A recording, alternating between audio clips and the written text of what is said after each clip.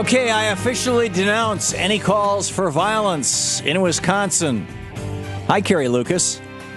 Hi, Tom. Thanks for having me on. Carrie Lucas, the big cheese now over at, what's your official title here? Executive Director. Executive Director. Independent Women's Forum, IWF.org. And I understand you were tweeting, wondering if I would denounce calls for violence in Wisconsin. Not only do I denounce it, but I think it's wonderful that the firefighters and police, off-duty firefighters and police, have been in large numbers showing up along with the protesters, and that the cops are like everybody's best friend. In fact, they're sleeping with them. I mean, literally. That's a wonderful story, Tom. But I think it misses the bigger point, which is that I think that a couple weeks ago, after the Gabby Giffords, the horrible shooting in Arizona, there was so much this real attempt to paint as right-wing nuts who use all this violent rhetoric, and heaven forbid anybody used the terms "armed with facts" or something like that, because that was considered, it's going to make a lunatic go shoot somebody because we referred somehow to the guns. And here you have the protesters in Wisconsin using incredibly violent, and sometimes congressmen actually talking for people to get bloody, and it just seems like the left is I would hope there has been violence in Wisconsin, Carrie? No, sir, there has not been violence, but there hasn't been violence at a Tea Party rally either, but there hasn't been anybody, but that didn't keep you from blaming the Tea Parties for this apolitical nut in Arizona for his actions. Okay, well, whatever. I mean, I'm the apolitical nut, whether he's apolitical or not, whether he's a nut or not, and whatever happened to Gabby Giffords, I'm just going to let that slide because that's frankly not the topic right now, right? Gabby Giffords is slowly recovering, and God bless her. But 25% of the biggest corporations in America paid no federal income tax, yet they paid their CEOs, their directors, their senior executives hundreds of billions of dollars.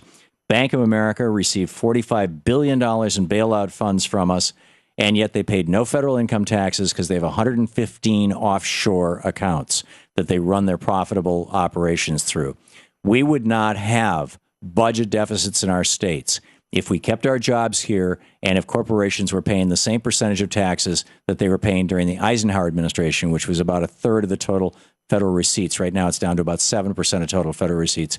We would not have these budget deficits if rich people, the top hedge fund managers who pay an average of 17% and have an average income, the top 20 of them, of $2 billion a year, if they didn't have a maximum income tax rate of 15% on dividends and interest. We are, according to last week's Financial Times, the United States is 2 years below its 50-year historic norm for tax collections, individual tax collections, dramatically below that for corporate collections, and 4 points below where we were when Clinton balanced the budget. Isn't it time to start talking about raising revenue rather than breaking teachers? Tom, it's interesting because you said that the Gabby Giffords conversation was kind of, not central anymore. But this conversation about what you just talked about, a bunch of what corporate taxes are, and we can talk about the need for corporate tax reform. I'm with you. I believe that we should reduce a lot of the loopholes and lower the corporate tax rates, and make it so that corporations do pay something, but aren't spending millions of billions of dollars trying to avoid corporate taxes. But that's really not what we're talking about at all in Wisconsin. Wisconsin, we're talking about whether private or whether public sector unions, these are government workers, should be able to negotiate health and health benefits and their fringe benefits with politicians, and be able to fleece taxpayers with benefit packages that are much, much more generous than those received by the private sector. And I think, Tom, as you've talked about this idea that we have these big corporations, and that there's a union, that we need workers to be able to stand up against them and fight for their own rights. Well, that's an interesting conversation to have. But that's not at all what we have when we have public sector unions, who are the most moneyed, Carrie, I'm just most baffled. Politically connected. I got to tell you, I'm just baffled. Scott Walker gave hundreds of millions of dollars in tax breaks to the richest people in Wisconsin. And I don't hear any outrage from you about that. Well, Tom, but this is happening all over the country. You and I have been through this.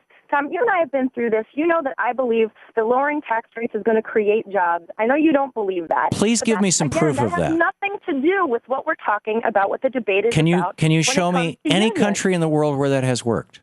According to Paul Krugman, there's not a single one. Of course, we can go through. And he won the Nobel Prize in economics. On how lowering tax rates leads to higher tax collections, creates jobs. Tom, if your logic works, Reagan cut taxes and it led to a crash in government revenue. Why did President Obama not raise the upper 10 income tax rate? Because every single economist, including those on the left, came out and said, well, we're still in the midst of a recession, so it'd be crazy Not to true. raise, Not true. Krugman and Dean Baker, and there's a whole raft of on you call it on the left, I'd say centrist, because they, in any case, economists who said, having people who earn their living sitting on their butts around the pool waiting for the dividend check to arrive, like Paris Hilton, having to pay a maximum income tax of 15%, or like George Bush, who lives off his trust funds, a maximum income tax rate of 15% is wrong. That those people should make at least as much as the janitor, as the guy out in front of their house who's digging under the ground and putting the new sewer pipe in.